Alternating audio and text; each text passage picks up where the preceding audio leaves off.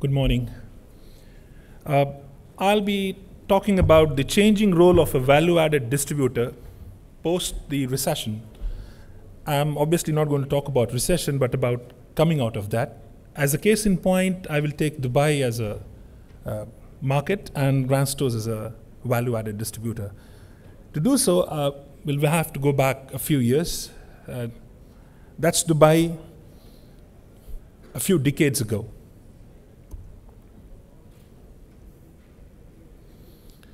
And that's Dubai retail a few decades ago.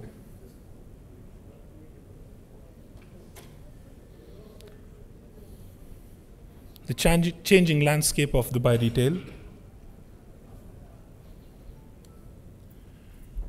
About a decade ago, Dubai went through its first major growth, what we can call Dubai 2. You had the world's tallest buildings coming up, the best hotels in the world, and probably the best of events in the world. One of the biggest construction booms, as we all know about it. What happened to Dubai retail at the same time was you had the big shopping festivals, several malls opening up, increasing footfall in the retail space, newer ways of merchandising, newer sales promotions. What also happened in the last decade was the emergence of the power retailer. The country saw several major names emerge, but there were very few who actually would have predicted the coming of a recession. The world in 2007 saw something similar to 1930s, where the Great Depression happened.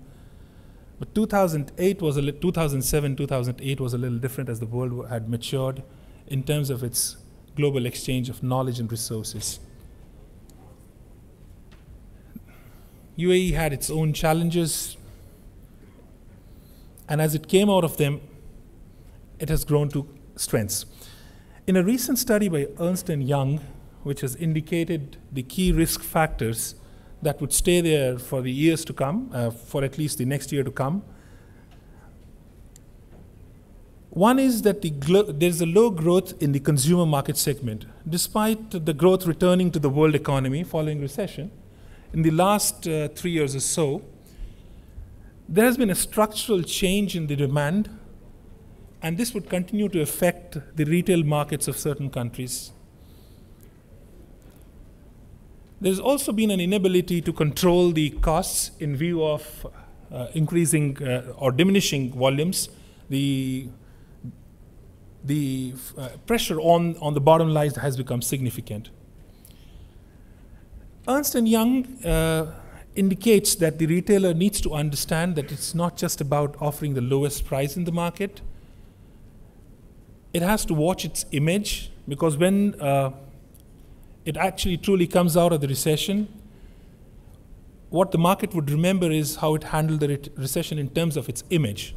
So even though the retailers may continue to have the lowest price offers, they need to watch that they do not create the lowest price image if that's not what they're looking for. Another important development has been the shifting of the consumer behavior. Even when it's the same consumer, it is not the same consumer. The consumer, his psychographic profile has changed. Many brands came up with the promise of capitalizing on the emerging markets, but barring a few, according to Ernst & Young, they have not been very successful. However, in our case, in Middle East, 2 major camera brands opened their offices regionally, and both these brands have actually doubled their market shares in the market. The volatility in the real estate markets would continue in the coming years. There has been an inability to capitalize on the online or e-commerce side of the business across the world, and there has not been a major success within UAE either. But as they say, as Friedrich Nietzsche said, what does not kill me makes me stronger. I suppose that's what happened to our retail industry. for many high-tech companies, the recession revealed opportunities for improvement that were actually never identified in the past, and we went through a phase of moving to the next level, retail 2.5, if we may call it. Here, the retailer was cautiously optimistic. He was seeking smarter solutions. In a study across the world for 60,000 retailers, R.R. Donnelly identified some of the cost-cutting measures that were taken, including improving internal efficiencies, improved forecasts, cheaper and better sourcing, inventory reduction, etc. What is it that grand stores or a typical value-added distributor within UAE was doing as Retail 2.5 emerged? Probably one of the most significant developments was data sharing. In the past, the retailer had been slightly reluctant to share data. There was lack of transparency. All the business intelligence data analysis was done at the retailer end. Post-recession scenario, we saw a trend where retailers started sharing their data, and that added up by the distributor adding to the business intelligence from its side and bringing in brand inputs. It's the same customer, but it's not the same customer.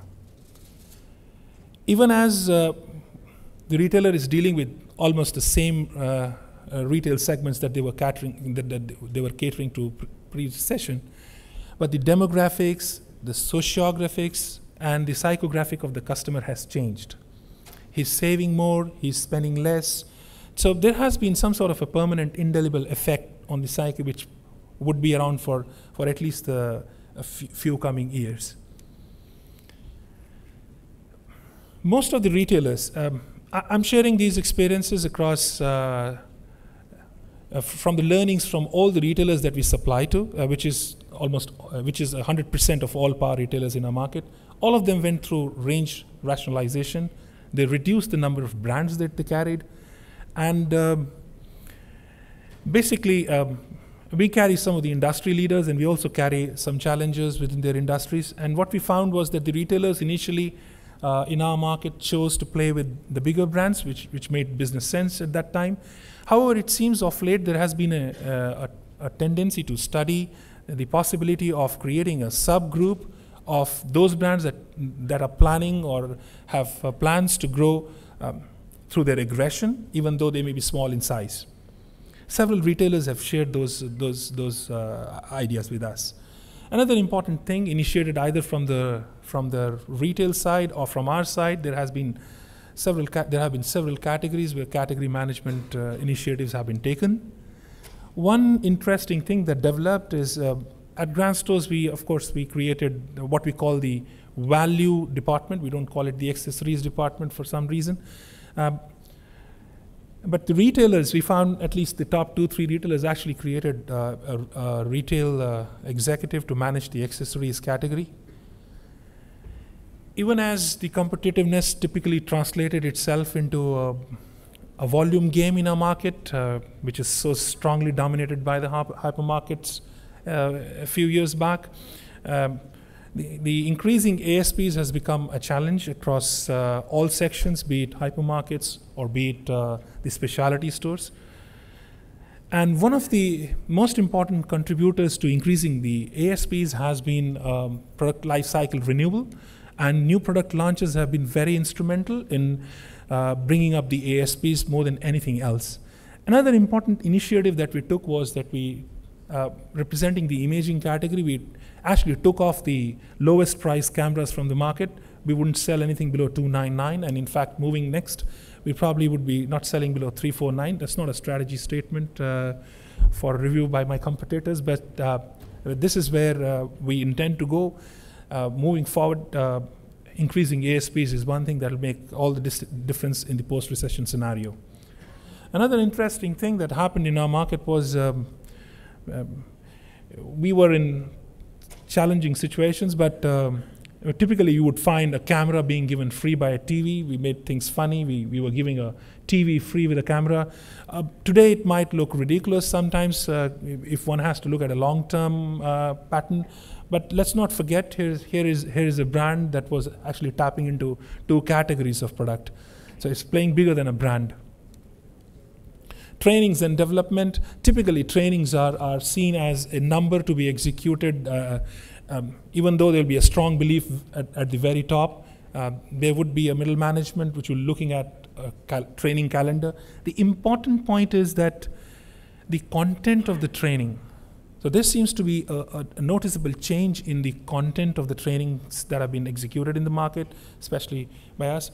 The one lesson, and I suppose this is one of the most important lessons for our industry, was that many executives, either they be on the supply side, that's us, or be on the retail side.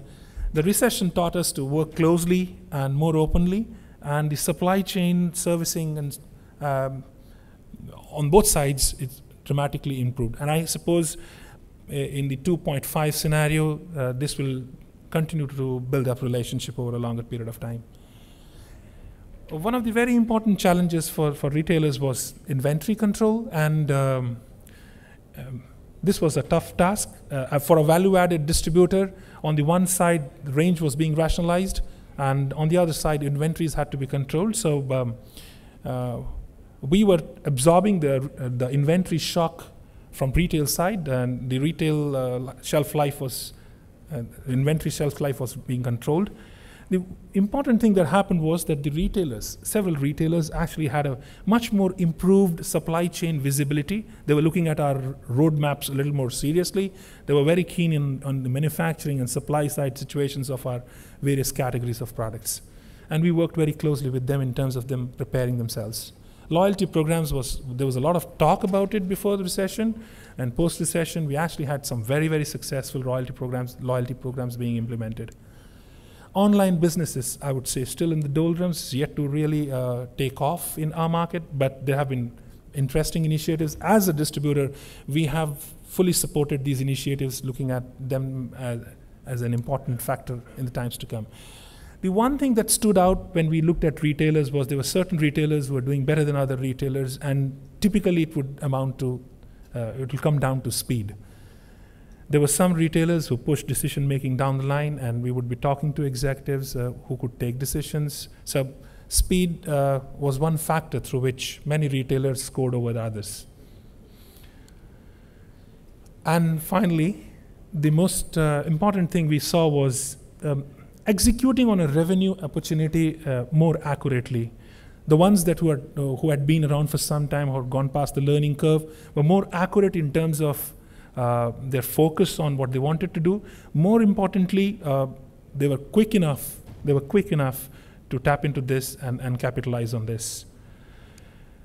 So 1,500 retail stores, every single distributor, every single retailer in town, which is 120 retail stores for power retailers, over 24 brands.